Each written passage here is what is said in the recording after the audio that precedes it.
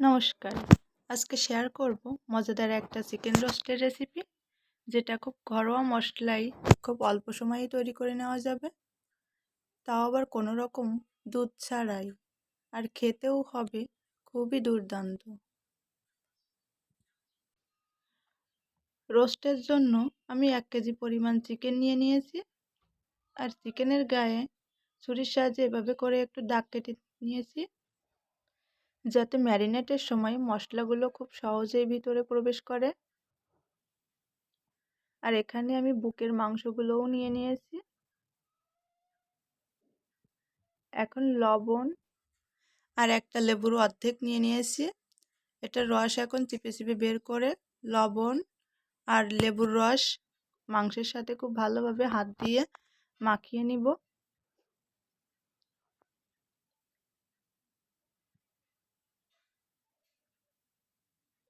আমি ঘষে ঘষে খুব ভালোভাবে মাখিয়ে নিচ্ছি। এখন এগুলো প্রায় 40-50 মিনিট আমি এভাবে করে ম্যারিনেট করে রেখে দিব।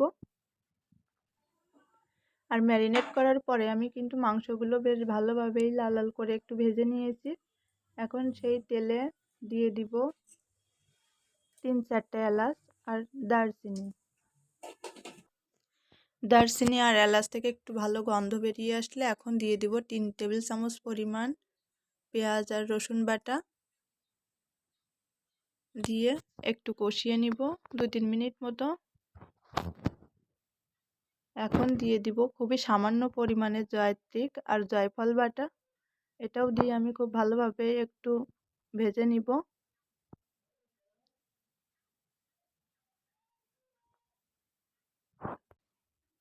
এখন দিয়ে দিব 50 গ্রাম মতো টক দই।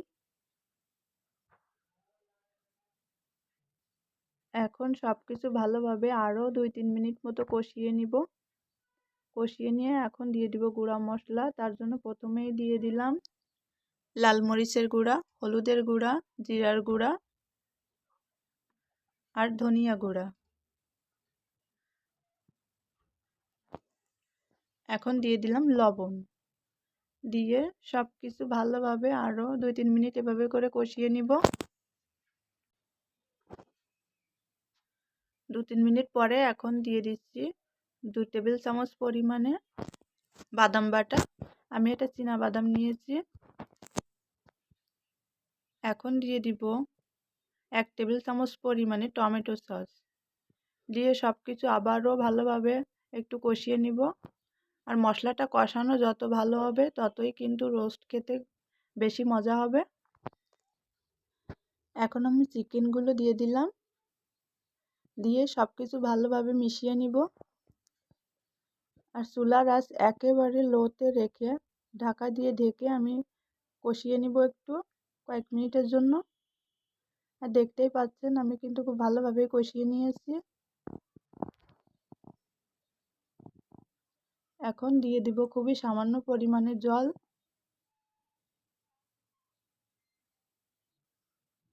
জলটা দিয়ে খুব ভালোভাবে সব কিছু মিশিয়ে নিব।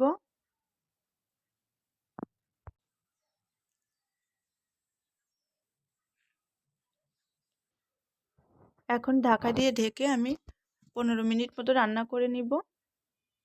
দেখতেই পাচ্ছেন 15 মিনিট পরে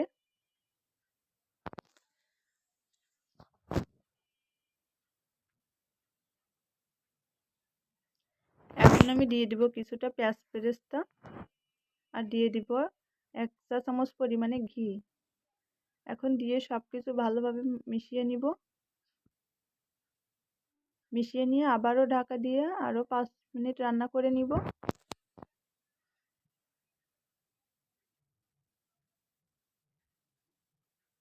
রান্না কিন্তু আমার প্রায় শেষের দিকে।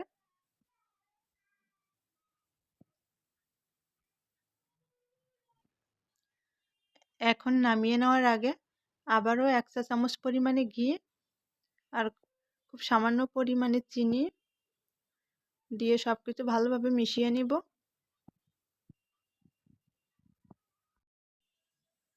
আর দেখতেই পাচ্ছেন আমার রোস্টটা কিন্তু একেবারেই রেডি হয়ে গিয়েছে। এখন আমি নামিয়ে নিব। তো দেখেই নিলেন, খুব সহজেই কিন্তু দুধ ছাড়াই বাসায় রোস্টের রেসিপি তৈরি করে নেওয়া যায়। আর খেতেও কিন্তু খুবই মজা হয়েছিল।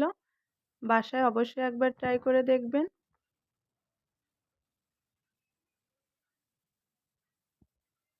ভিডিওটি ভালো লাগলে লাইক, কমেন্ট, শেয়ার করতে ভুলবেন না। আজকের মতো এখানেই বিদায় নিচ্ছি। দেখা হবে অন্য কোনো ভিডিওতে। ততক্ষণ পর্যন্ত সবাই ভালো থাকুন, সুস্থ থাকুন। ধন্যবাদ।